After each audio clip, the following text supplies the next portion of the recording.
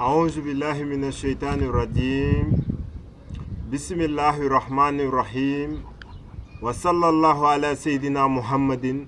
وعلى آله وصحبه وسلم تسليما السلام عليكم ورحمة الله وبركاته ينوى سنغال السلام عليكم ورحمة الله وبركاته ينوى أدنى أك ينوى أمة إسلاميك بسم الله dal leen ak jàmm ci seen émission Haqqul Mubin tey nag ñu indiloon leen lii di ab nuyoo fas yéene leen ko tekkil di baat bii nga xamante ne yàgg nañ koo dégg mis nañ ko lool di asalaamualeykum wa rahmatullahi wa barakaatuhu bisimillahi rahmaani rahim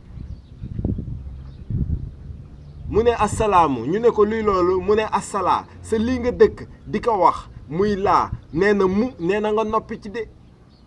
mu noppil sa laa nga dëkk di ko wax mbaa di ko xalaat ci xel mbaa di ko yéene ci sa xol nee na mu aleykum de aleykum mooy xale yi kum dañ koy wax kon li nga xamante ne mi ngi ci sa biir xel nekk ci sa biir xol bu la naan nga noppi bul ko wax ndax xale yi dañ koy wax loolooy kon bis boo ko waxee mbaa nga jëfee ko rek moom yàlla suñu borom subhaanahu wa taala mooy nekk ki koy révélé xale yi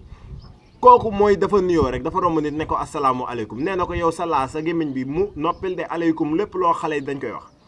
mu ne ko waleykumu salaam ñu ne ko luy loolu mu ne ko walay ñu ne ko waleykumu képp ku noppi rek dinañ la layal lii di salaam lépp loo mënti def ci lu bon mbaa lu ñaaw mbaa la nga xamante ne yàlla bëgg ko nee na yow dañ lay layal ndax